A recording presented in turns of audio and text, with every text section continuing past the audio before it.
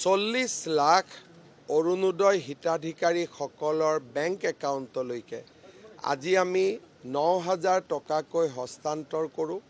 সৰ্বমুঠ 3,600 কোটি টকা আই মাতৃসকলৰ বেংক একাউণ্টলৈকে ইতিমধ্যে হস্তান্তৰিত হ'ল। অসমৰ ইতিহাসত ইমান ডাঙৰ পুঁজি একেদিনাই একেলগে হস্তান্তৰ হোৱাৰ ইয়াৰ আগতে কেতিয়াও নজিৰ নাছিলে। ভৱিষ্যতে কেনেকৈ কি নজিৰ স্থাপন হ'ব মই নাজানো। আজিৰ দিনটো আমাৰ সকলোৰে বাবে এটা আনন্দৰ দিন, গৌৰৱৰ দিন। নিজৰ মাতৃগৰাকীক সেৱা কৰিবলৈ পোৱাটো এজন পুত্ৰৰ বাবে জীৱনৰ আটাইতকৈ ডাঙৰ ক'ব গ'লে পুণ্যৰ কাম। আজি সেই পুণ্যৰ কাম অকণমান হ'লেও কৰিবলৈ পাই মই নিজকে গৌৰৱান্বিত অনুভৱ কৰিছোঁ আৰু আই মাতৃসকলৰ শ্ৰীচৰণত মই পুনৰ এবাৰ পুত্ৰ হিচাপে সেৱা কৰিছোঁ।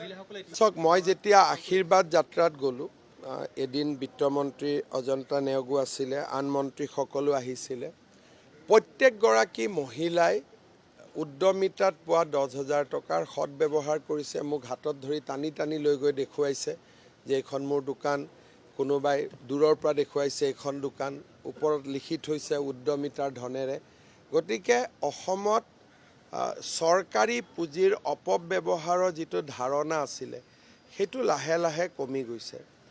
অহাকালি আমি দিনৰ 11 বজাত CM AAA যিসকলক প্ৰথমবাৰ 1 লাখ টকা দিছিলোঁ তাৰ দ্বিতীয় ইনষ্টলমেণ্টৰ 1 লাখ টকা দিম। 25,000-ৰ ইতিমধ্যে 13,000-এ কোৱালিফাই কৰিছে আৰু 1 লাখ পাবৰ কাৰণে। 7,000 পাওঁ অৱস্থাত আছে। গতিকে যোৱাবাৰো আমি যি 25,000 দিছিলোঁ, খুব যদি বেয়া হৈছে বুলি ক'ব পাৰোঁ 2,000।